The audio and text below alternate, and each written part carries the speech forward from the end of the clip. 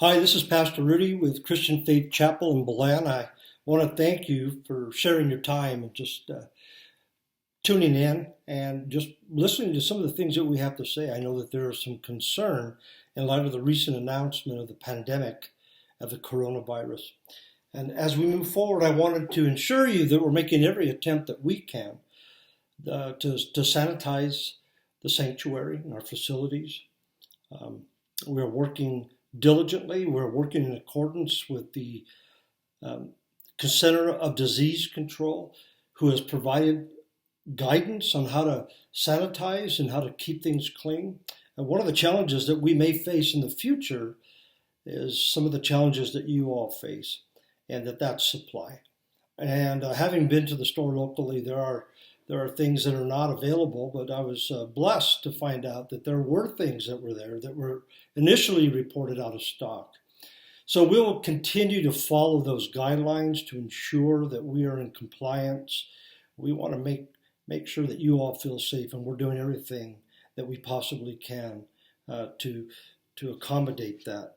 And if there's a need to close down the church, and let me tell you, I would never close down the church unless it was absolutely necessary. And if that were the case, I still have the intent of wanting to go to church myself. We have made arrangements so that we can live feed the sermon via Facebook. And then I'm hoping to get on board with YouTube live feed. Currently, we have a site, and it's Rapture Ready Ministry.com. And you log on there, and you'll see our homepage. And if you look up on top, there will be two icons. One's for Facebook, the other's for YouTube. If you tap on that, it'll take you to the link where we have all the messages for about the last couple of years. And we're just blessed to be able to provide that. But if there is a time where we have to close a church, we'll make every attempt that we can to contact you beforehand. We'll do that via text.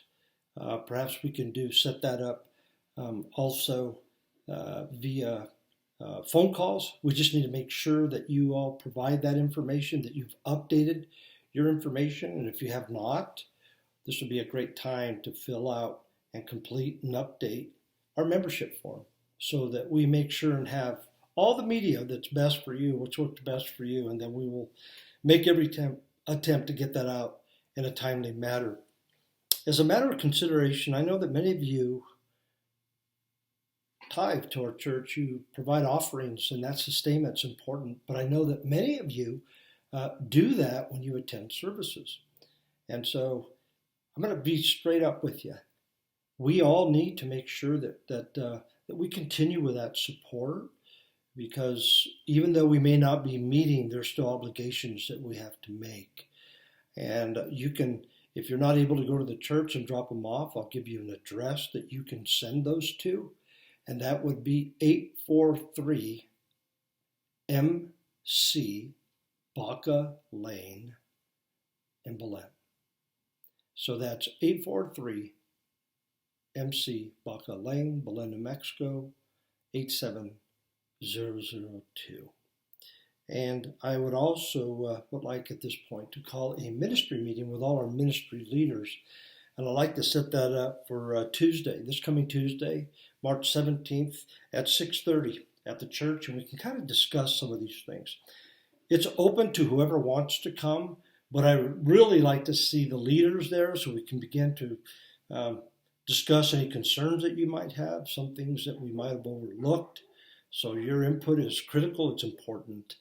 And my closing comments to you is this. I want to encourage you at this time. I know many people are fearful, and this is not a time to be fearful. It's a time for us to be courageous. It's a time for us to recognize that our God is a sovereign God. Folks, I'm praying. I am praying, and not because I'm fearful, because I know that my sheep are fearful. I know some of you are really concerned, and if we were in the world, I guess we would have to be. But as Job says, and though he slay me, I will trust in him.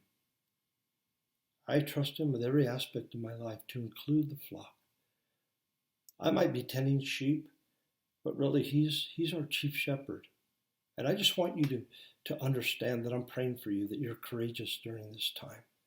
Now, that doesn't mean that we throw caution into the wind. It doesn't mean that we don't do the things that we test God by putting ourselves out there. We need to make every precaution that we possibly can. And I think that we should make every attempt to ensure that we're doing good. If you're not feeling well, I looked up the CDC. I've been trying to maintain a status with that, and there's updates that have been provided. If you're characterized per the CDC by mild symptoms including a runny nose, sore throat, cough, fever, it says here that illness can be more severe for some people and can lead to pneumonia and breathing difficulties. So I would ask that if you have any of these symptoms, if you have a runny nose, sore throat, a cough, fever, or you have some difficulty in breathing, that you abstain from coming to services. And if you need me, know that you can call me. And anything that I can do, if I need to pray with you, pray for you, whatever you want me to do, I will do that. I love you guys, and I just want you to know how important this time that I have with you is.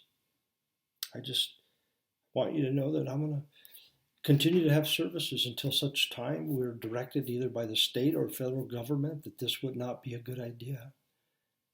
But I will be there. And if you need me, you need to know that I will be there for you as well. I thank you. Like I say, I love you dearly. Please continue to pray for our president, his cabinet, for the Congress, for the Senate. Pray that there be harmony. Pray that this pandemic would bring our country together. If there's ever a time for us to come together, it's now. The divisiveness that we have is just, it breaks my heart. But as we read the word, we know that this time, it shows that we're close. And I believe his return is soon. So I thank you. Pray for our state leaders. Pray for our local leaders. Pray for our pastors. Pray for your brothers, your sisters, your neighbors. Pray for your family.